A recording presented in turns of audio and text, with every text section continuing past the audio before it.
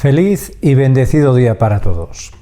En esta ocasión nos vamos a centrar en un pasaje del Nuevo Testamento. Es el pasaje de la curación del leproso. Y en este caso no nos vamos a centrar exclusivamente en uno de los evangelios, sino que lo que vamos a hacer es hacer una visión más amplia de este pasaje a través de tres evangelios diferentes. El evangelio de San Mateo, de San Marcos y de San Lucas. Porque la ventaja que tenemos también con ciertos pasajes evangélicos es que nos los relatan diferentes evangelistas. De esa manera, dentro de esa misma inspiración divina, lo que nos encontramos son también esas visiones humanas que varían en ciertos detalles que nos enriquecen también ese pasaje. De esa manera vamos a aprovechar este pasaje viéndolo de esta manera, como decimos, como se dice de una manera sinóptica, es decir, desde diferentes puntos de vista, según cada evangelista. Y también nos va a ayudar para profundizar en concreto en esa circunstancia tan terrible que sufría el pueblo de Israel en aquellos momentos, que era esa enfermedad tan grave de la lepra y las consecuencias a nivel social que esta enfermedad acarreaba. También todo ello nos va a ayudar a aplicarlo en nuestras vidas, a nuestras circunstancias personales en la medida de cada uno. Pues os invito a entrar en este pasaje, a profundizar en él, para ver qué nos dice a cada uno el Señor a través de su palabra. Vamos entonces con este pasaje de la curación del leproso. En primer lugar, vamos a centrarnos en esto que comentábamos de esta visión sinóptica.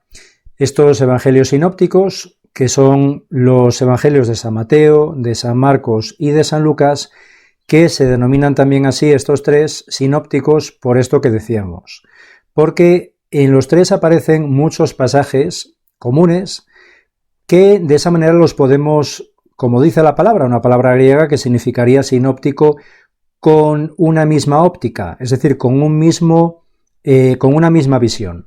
Pero esos tres testimonios que aparecen en esos tres evangelios nos van a aparecer cada uno con algunos detalles diferentes, porque al final, como decíamos, dentro de esa inspiración divina, cada uno de los evangelistas va a destacar a lo mejor algún detalle que los otros no destacan. Con lo cual esto nos va a enriquecer mucho cualquier visión, cualquier meditación a partir de uno de estos pasajes que se pueda repetir en los tres o en dos de ellos. Vamos a ver también cómo el evangelio de San Juan ya es bastante diferente a estos tres primeros evangelios. De esa manera, los evangelios sinópticos, como decíamos, o llamados también sinópticos, serían el evangelio de San Mateo, el evangelio de San Marcos y el evangelio de San Lucas. Y decíamos esto, el evangelio de San Juan es bastante diferente. Recordamos, tenemos esta imagen de la última cena, cómo San Juan tenía esa relación tan privilegiada con el Señor, que se muestra no solo porque lo manifiesta en su evangelio, sino también en muchos otros pasajes de los evangelios en los cuales se ve que tanto él como San Pedro, como Santiago el Mayor, tenían esa relación mucho más íntima con el Señor, de manera que él en algunos pasajes, como puede ser por ejemplo la oración en el huerto o la transfiguración en el monte Tabor o la resurrección de la hija de Jairo, en esos momentos él se lleva solo, está en compañía solo de estos tres apóstoles. Bueno, pues San Juan tiene esa relación tan íntima con el Señor que en su evangelio, además de que luego él redactará su evangelio ya en la madurez, pasado bastantes años después de su relación personal, física con el Señor, él lo que hace es no tanto relatar hechos simplemente de su vida con el Señor, sino que entra a profundizar mucho en todo lo que eso implica. El sentido que todo eso tiene, un sentido mucho más teológico, con lo cual es un evangelio muy diferente a los otros tres. San Mateo, San Marcos y San Lucas, dentro de que también tienen bastante desarrollo teológico y profundizan mucho en ciertos aspectos del sentido que tienen ciertos pasajes de la vida del Señor, pero se ve muy claramente cómo ellos tienen un desarrollo mucho más narrativo. Nos van contando pues directamente muchos pasajes de la vida del Señor, como si los estuviéramos viendo en una película, de una manera más narrativa. De esa manera es curioso, por ejemplo, que los pasajes de la infancia del Señor no aparecen en el Evangelio de San Juan y aparecen exclusivamente, por poner un ejemplo, en los evangelios de San Lucas y de San Mateo. Curiosamente también en el Evangelio de San Lucas se centra, digamos que el personaje principal, aparte evidentemente del Señor y de la acción del Espíritu Santo, se centran especialmente en la Santísima Virgen, mientras que en San Mateo se centra especialmente en la figura de San José. Bueno, pues es un ejemplo de cómo hay ciertos pasajes que aquí vemos un paralelismo que nos ayuda mucho a enriquecer estos pasajes de la infancia del Señor a través de esa visión sinóptica entre San Lucas y San Mateo. San Marcos, sin embargo, no relata esos pasajes de la infancia, no nos habla de la infancia del Señor, y San Juan, curiosamente, tampoco. Y sin embargo en San Juan vamos a encontrarnos una serie de pasajes muy importantes y muy significativos que solo aparecerán en su Evangelio, no aparecen ni en San Mateo, ni en San Marcos, ni en San Lucas. Por ejemplo, como vemos aquí, el pasaje de las bodas de Caná, ese primer milagro público del Señor, o el pasaje de la Samaritana, ese encuentro del Señor con la Samaritana en el pozo de Siquem, o también ese encuentro del Señor con la pecadora pública, o incluso la resurrección de Lázaro, ese pasaje tan importante, tan trascendental, que también nos aparecerá solo en el Evangelio de San Juan. Solo él nos relata este pasaje. Y evidentemente lo que aparece con un gran desarrollo en los 4 evangelios es toda la parte que tiene que ver con la pasión, con la muerte y con la resurrección del Señor, que evidentemente es el mensaje principal y fundamental de los evangelios, y aquí también se ve muy claramente cómo nos ayuda el hecho de, ya no solo en este caso de los sinópticos, sino también de San Juan, lógicamente, el hecho de meditar cualquiera de los pasajes a través de lo que nos relata cada uno de los evangelistas, porque nos van a enriquecer muchísimo cada una de esas circunstancias de la pasión, de la muerte y de la resurrección del Señor. Con lo cual aquí se manifiesta la importancia a menudo, de no solo quedarnos en un pasaje de los evangelios de uno de los evangelistas, sino también el ver sus paralelos en cada uno de los evangelios, porque nos va a ayudar mucho y nos va a enriquecer mucho esa lectura y esa meditación de ese pasaje concreto. Pasamos entonces a ver el pasaje que teníamos para hoy en esta presentación a través, como decíamos, de los 3 evangelios sinópticos, San Mateo, San Marcos y San Lucas. Este pasaje de la curación del leproso. En primer lugar, Mateo nos aparecerá en el capítulo 8, versículos 2 a 4. En San Marcos, en el capítulo 1, al comienzo de su evangelio, en los versículos 40 a 45. Y en San Lucas, en el capítulo 15, versículos 12 a 16. Vamos a comenzar viendo de primeras lo que aparece en el Evangelio de San Mateo, que es el primer evangelio, que también, por otro lado, es, en este caso, el que nos lo relata de una manera más escueta, más sencilla. De esa manera aparece así. En esto se le acercó un leproso, se postró ante él y dijo: «Señor, si quieres, puedes limpiarme». Y extendiendo Jesús la mano, le tocó diciendo: «Quiero, queda limpio».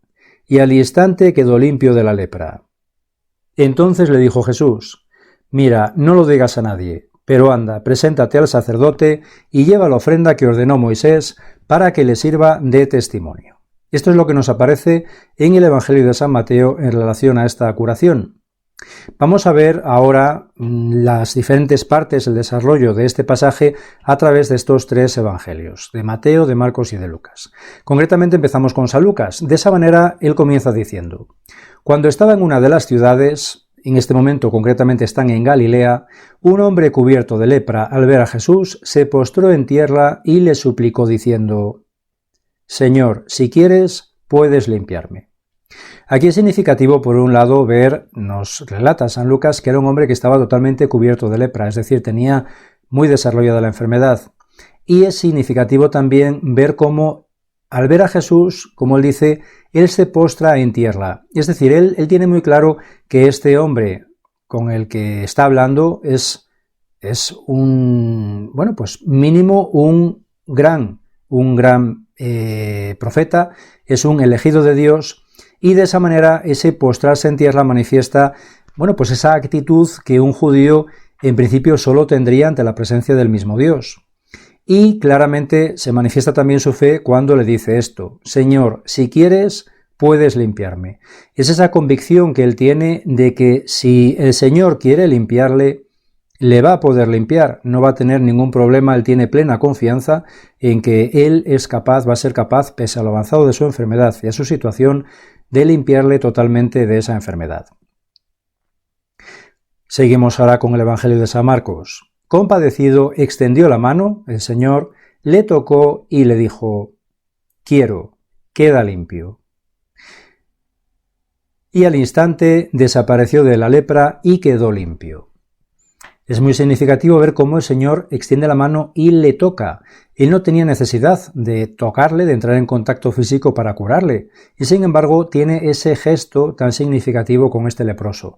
Recordamos cómo la lepra era, lo sigue siendo, pero antiguamente con mucha más razón, una enfermedad terrible, una enfermedad tremendamente condicionante, que en principio era muy difícil que alguna persona se pudiera curar, y que no solamente condicionaba a la persona que lo sufría a nivel físico, a nivel de la salud física, del estado físico, sino también a nivel social, ya que, como vamos a ver a continuación, evidentemente debido a lo contagioso de esta enfermedad y a la gravedad que acarreaba, el que padecía la lepra sufría un aislamiento social absoluto. Nadie podía entrar en contacto con él no podía tocar a nadie, ni entrar en contacto con ningún objeto de otras personas, y nadie podía evidentemente entrar en contacto ni con él ni con los objetos de su pertenencia. Es decir, implicaba un aislamiento absoluto de toda la comunidad, de toda la sociedad. Y también estaba esa relación que los judíos tenían tan a menudo entre la enfermedad física y la enfermedad espiritual. Toda enfermedad física para ellos, para gran parte de la población, tenían esa concepción de que implicaba también, pues, una vida de pecado. Era como un castigo de Dios. Cuanto más grave fuera la enfermedad, con más razón era un castigo a pecados muy graves que tenía que haber cometido esta persona para merecerse esa enfermedad tan terrible. Entonces le dijo Jesús, estamos ahora con el Evangelio de San Mateo: mira, no lo digas a nadie, pero anda, preséntate al sacerdote y lleva la ofrenda que ordenó Moisés para que les sirva de testimonio.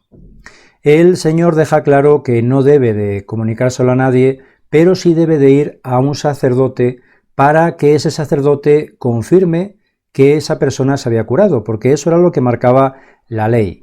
De esa manera, en el Levítico, ahí aparecen toda una serie de normas de pureza en relación al ámbito judío.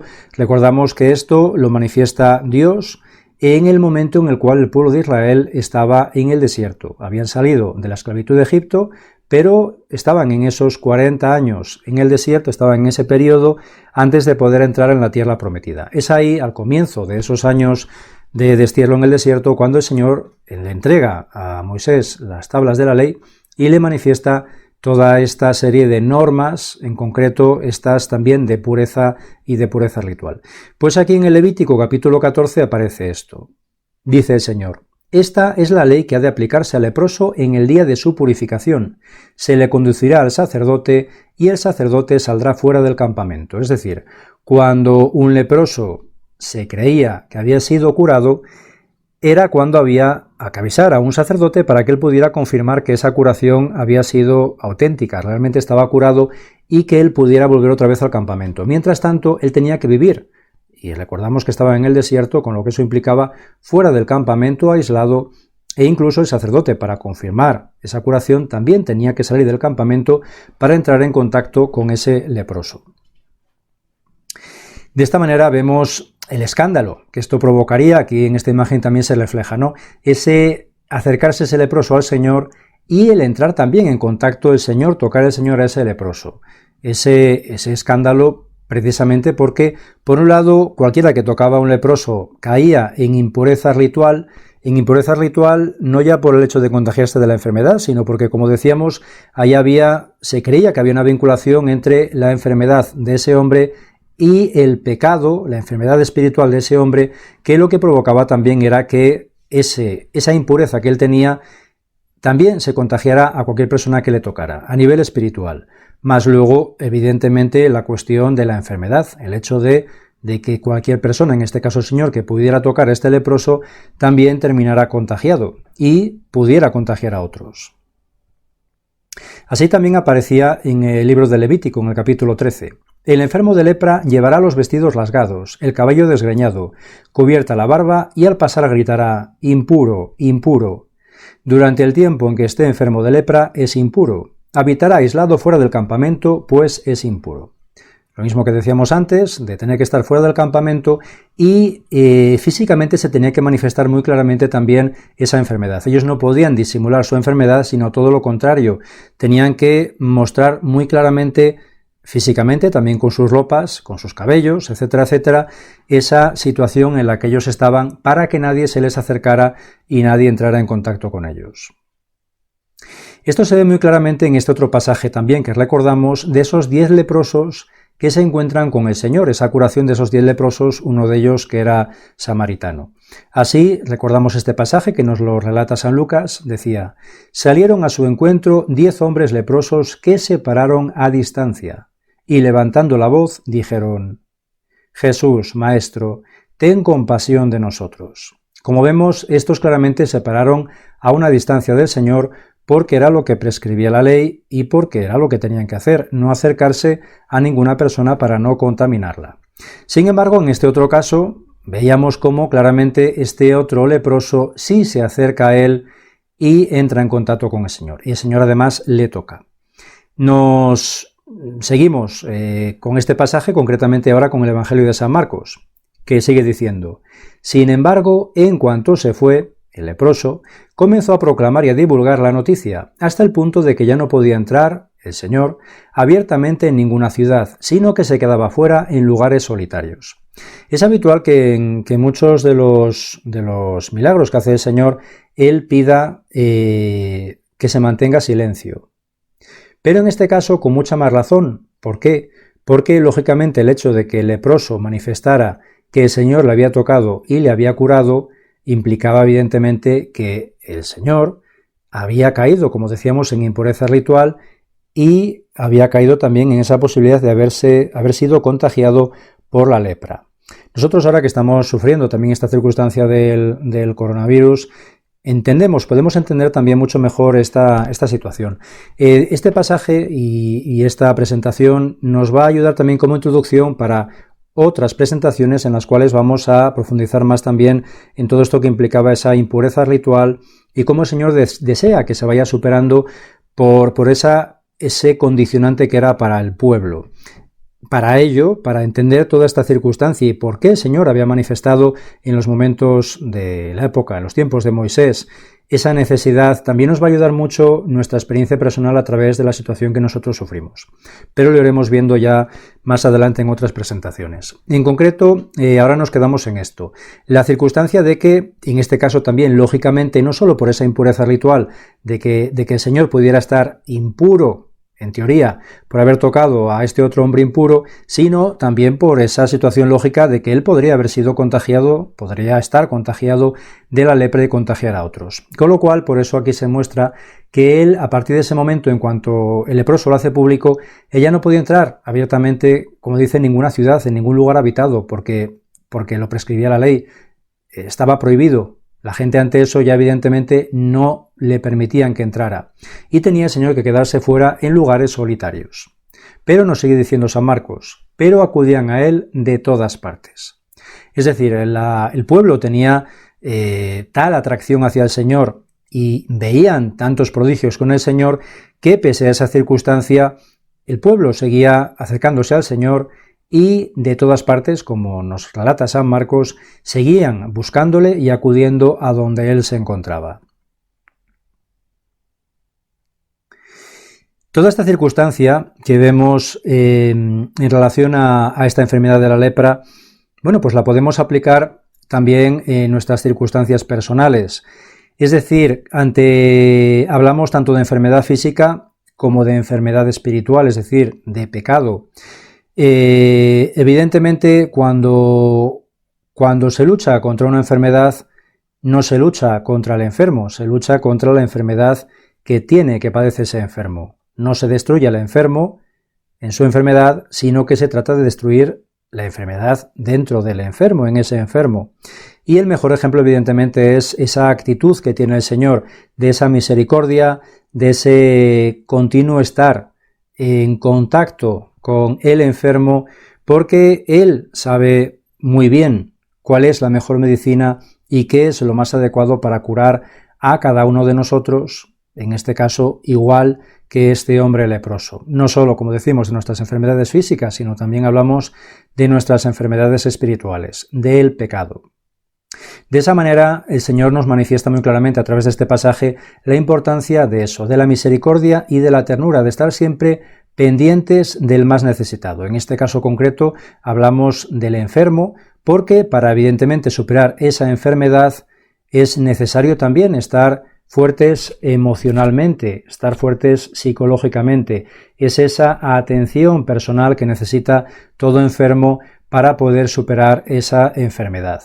Pero igualmente decimos, no solo físicamente, sino también a nivel espiritual. Aquí tenemos también esta imagen del Papa San Juan Pablo II en el momento en que él va a visitar al turco Ali Akka. Recordamos que fue el que atentó contra su vida en el año 1981 y como el Papa San Juan Pablo, él era muy consciente de que él también, este hombre, necesitaba para liberarse de esa enfermedad, en este caso espiritual, de ese grave pecado, necesitaba también de esa manifestación, de esa misericordia del Señor, de esa misericordia divina, a través del Papa, de él mismo, ¿no?, de San Juan Pablo II, manifestándole de una manera tan patente que el Señor estaba con él, que ahí estaba ese perdón, ahí estaba esa misericordia a través de su persona.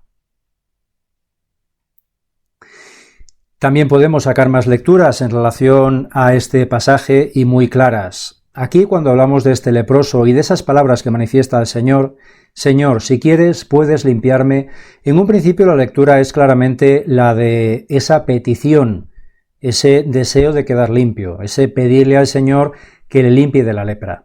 Pero también podemos tener otra lectura de estas palabras del leproso, con las cuales también nos podemos sentir muy identificados. Y no es tanto el hecho de una petición, sino de un permiso, de un consentimiento. Es decir, no es tanto el hecho de que le pidamos que nos limpie, sino que le permitamos que nos limpie. Es decir, Señor, si tú quieres, puedes limpiarme. Es decir, yo te permito que me limpies.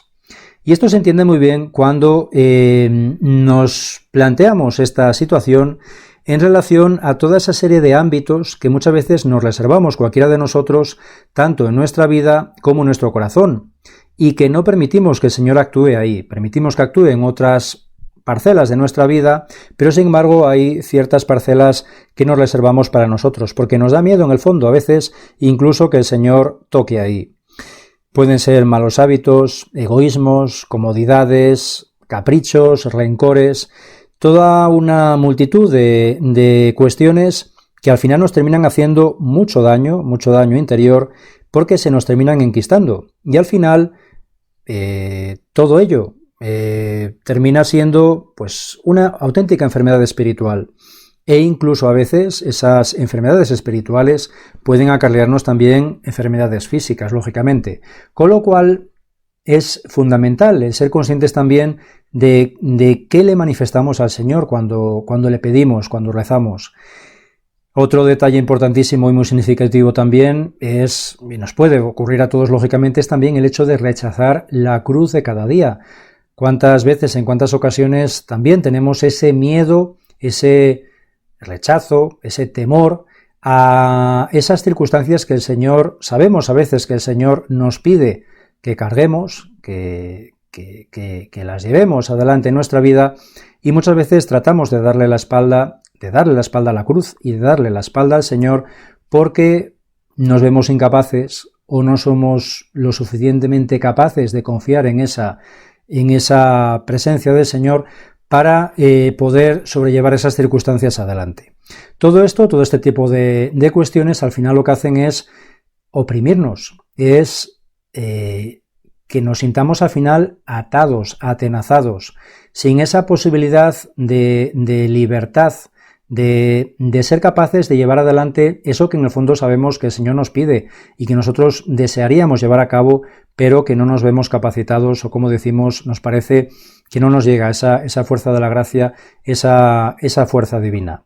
De esa manera, lo que tenemos que tener claro es esa actitud que tenía el leproso, simplemente el ponernos en manos del Señor, abrirnos plenamente a la acción de Dios, porque Él, evidentemente, siempre estará dispuesto a tocarnos, a tocar todos esos aspectos de nuestra vida, en nuestro corazón, en nuestras circunstancias, que Él sabe mucho mejor que nosotros que necesitan ser tocadas por Él, que necesitan ser purificadas para seguir adelante con nuestra vida, para llevar en el corazón esa paz y tener el corazón lleno de ese amor que el Señor desea derramar en nosotros.